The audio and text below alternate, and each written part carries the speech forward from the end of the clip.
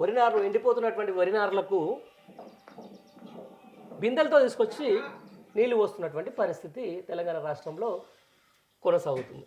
చూద్దాం అంటే ఇది ఎంతవరకు వెళ్తుంది ఏం కథ అనే దాని మీద కూడా మనం కూడా ఒకసారి మాట్లాడే ప్రయత్నం అయితే చేద్దాం. ఇది జగిత్యాల జిల్లాకు సంబంధించి ఒక వార్త. రైట్, దీని ఇట్లా పెడితే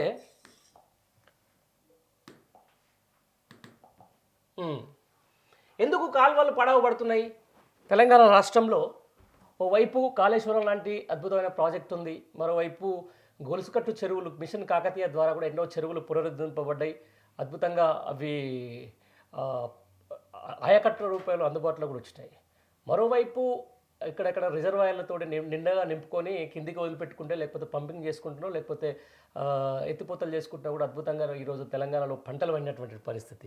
మరి ఈ రోజున ఇప్పుడు ఎందుకు ఇట్లా జరుగుతుంది అనే అంశానికి చాలామంది కూడా చర్చ జరగాల్సిన అవసరం అయితే ఉంది. చర్చ జరగాల్సింది నాయకుల మధ్యలో, లేకపోతే పార్టీల మధ్యలో, లేకపోతే అధికార విపక్షాల మధ్యలో, లేకపోతే ఇద్దరి వ్యక్తుల మధ్యలో కాదు. చర్చ ఖచ్చితంగా జరగాల్సిన అవసరం ఎక్కడ ఉంటుందంటే రచ్చబండ మీద, రైతుల మధ్య, వరి పంటల కాడ, రైతు బావుల కాడ, రైతు కొట్టాల కాడ, రైతులు కాలిపోయిన ట్రాన్స్ఫార్మర్ల కాడ చర్చ జరగాలి. రైతులు ఈరోజు యూరియా బస్తాల కోసం క్యూ లైన్లో నిలబడుతున్నప్పుడు చర్చ జరగాలి. రైతులు తన ఐకేపీ సెంటర్లో ఒడ్లు అమ్ముడు పోకపోవడం పడుతున్న ఇబ్బందుల గురించి కూడా చర్చ జరగాలి. రైతులు అసలు ఏం జరిగింది, మాకు రైతు బంధు ఎందుకు 2-3 దఫాలు ఎగవేత గురైందని చెప్పేసి ఒక చర్చ జరగాలి. రైతులు మాకు ఎందుకు విత్తనాలు దొరకట్లేదని చెప్పేసి కూడా చర్చ జరగాలి. రైతులు మాకు ఎందుకు నానో యూరియా అని చెప్పేసి ఇంకో యూరియా అని చెప్పేసి మా మీద కాంట్రాక్టర్లు వేసి రుద్దుతున్న దాని మీద చర్చ జరగాలి. రైతులు ఎందుకు సకాలంలో వర్షాలు పడట్లేదు, ఎందుకు సకాలంలో రావాల్సిన నీళ్లు మాకు కాలువలు ఎండిపోతున్నాయి దాని మీద చర్చ జరగాలి. రైతులు మాకెందుకు ఈరోజు హాయిగా గత 2 ఏళ్ల కింద 3 ఏళ్ల కింద హాయిగా సాగినటువంటి ఈరోజు కాలువలన్నీ కూడా మళ్ళీ ఎందుకు పొదలు గడ్లు ఎలా ఎందుకు పెరుగుతున్నాయి దాని మీద చర్చ జరగాలి. ఇది తుంగతుర్తి నియోజకవర్గానికి సంబంధించినటువంటి పర్సాయపల్లి స్టేజ్ వద్ద చెత్తా చెదారంతో ఇలా బోసిపోయి దర్శనమిస్తున్న 71 డిస్ట్రిబ్యూటరీ కాలువ. ఇలా ఎందుకంటే ఈ వార్తకు సంబంధించిన దాని మీద కూడా మీకు కూడా ఖచ్చితంగా విషయం తెలవాలి. ఇదే తుంగతుర్తి నియోజకవర్గానికి సంబంధించి తిరుమలగిరికి ఈరోజు రాష్ట్ర ముఖ్యమంత్రి రేవంత్ రెడ్డి గారు వెళ్తూ ఉన్నారు. రేషన్ కార్డుల పంపిణీ సంబంధించిన దాని మీద అక్కడ ప్రారంభోత్సవం చేయబోతూ ఉన్నారు. కాబట్టి అక్కడ పోయేటప్పుడు, ఆ ప్రాంతంకి ఒకసారి పోయేటప్పుడు ఈ కాలువలను కూడా ఒకసారి పరిశీలన చేస్తే మీకు కూడా బాగుంటుంది. ఆ పరిశీలన చేసిన తర్వాత ఒకసారి చూడండి, ఆ తర్వాత ఏం జరుగుతుంది, ఎట్లా ఉంది, అప్పుడు ఎట్లా ఉండే, ఇప్పుడు ఎట్లా ఉండే అంశాన్ని కూడా మీకు ఒక అదే వస్తుంది.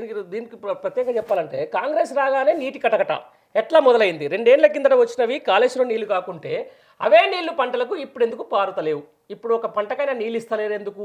ముఖ్యమంత్రిని ప్రశ్నిస్తున్న తుంగతుర్తి రైతులు. నేడు తుంగతుర్తిలో పర్యటించనున్న సీఎం రేవంత్ రెడ్డి సమాధానం చెప్పే వెళ్ళాలని అన్నదాతల డిమాండ్. అయితే దీంతో పాటు ఒక రైతులు కూడా వాళ్ళు తీసుకున్నారు. రేవంత్ రెడ్డి ఏ నీళ్ళు ఇస్తావో ఇవ్వు. కేసీఆర్ హయాంలో 6-7 ఏళ్ల పాటు 2 పంటలకు కాళేశ్వరం నీళ్ళు ఇస్తే కడుపు నిండా పంటలు పండించుకున్నాం. అంతకుముందు 50 ఏళ్ళు నీళ్లు లేవు. కాంగ్రెస్ వచ్చిన కాడి నుంచి పంటలు ఎండుతున్నాయి. కేసీఆర్ హయాంలో వచ్చినవి కాళేశ్వరం నీళ్ళు కాదని మీరు అంటున్నారు. మరి ఇప్పుడు ఏ నీళ్ళు ఇస్తావో ఇచ్చి ఆదుకో అని చెప్పేసి కూడా వీరమైన నాగయ్య తుంగతుర్తి రైతు చెప్తా ఉన్నాడు. దీనికి సంబంధించిన దాని మీద కూడా మీకు చూడాలి ఒకసారి. అంటే ఎట్లా అంటే మరి దారుణంగా తయారైనటువంటి పరిస్థితి. ఇది దానికి అసలుకు సంబంధించినటువంటి అప్పుడు కాలువలో కాళేశ్వర ప్రవాహం, ఇప్పుడు కాలువలో చెత్తా చెదారం అందుకు పడవ పడ్డదని అంటే ఇక దీనికే బీఆర్ఎస్ హయాంలో ఈ విధంగా వెళ్ళినటువంటి నీళ్లు చూడండి ఒకసారి. ఈ విధంగా పారినటువంటి నీళ్లు ఇప్పుడు ఈ విధంగా ఎందుకు అయింది చెప్పాలి. ఈ విధంగా ఎందుకు మారింది? ఎవరు చెప్తారు దీనికి సమాధానం? ఇగో పూర్తిగా తప్పులు వెళ్ళాలి కూడా, మనం కూడా ఒకసారి వెళ్ళి దీని మీద కూడా ఒకసారి చేసుకొని రావాలి. నాడు జలకళ నేడు వెలవెల. బీఆర్ఎస్ సర్కార్ హయాంలో రైతులకు నీటి కోస తీరింది. కేసీఆర్ అత్యంత ప్రతిష్టాత్మకంగా పూర్తి చేసిన కాళేశ్వరంతో తుంగతుర్తి నియోజకవర్గం సస్యశ్యామలమైంది. నిరంతరం నీటి విడుదలతో 2 సీజన్ల పంటలు పుష్కలంగా పండాయి.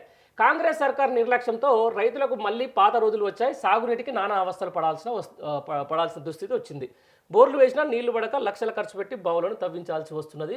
బొల్లంపల్లి గ్రామంలోనే ఒక్కో రైతు 3 నుంచి 4 లక్షల వరకు ఖర్చు పెట్టి దాదాపు 10 బావులను తవ్వించారు. నాడు ఎస్ఆర్ఎస్ కాలంలో నిండుగా నీళ్లు వారితే నేడు వానకాలంలోనూ బోసిపోయి కనిపిస్తున్నాయి. నాడు ఎండాకాలంలోనూ చెరువులు గంగాలాల్లో కలకలలాడితే నేడు తాంబాలంలా వెలవెలబోతున్నాయి. పరిస్థితి ఇలాగే ఉంటే ఈ వానాకాలం సీజన్ కూడా పంటలు ప్రశ్నార్థకమేనని రైతుల ఆందోళన. ఎందుకు ఎందుకు మన రైతాంగానికి మీద ఇంత ఇంత దారుణాతి దారుణమైన పరిస్థితికి ఎందుకు దిగజారాల్సి వచ్చింది, ఎందుకు ఇట్లా జరుగుతుంది, ఏ విధంగా ఇది ఇట్లా అవుతుందనే అంశానికి సంబంధించిన దాని మీద కూడా ఖచ్చితంగా చర్చ జరగాలని అంటున్నారు.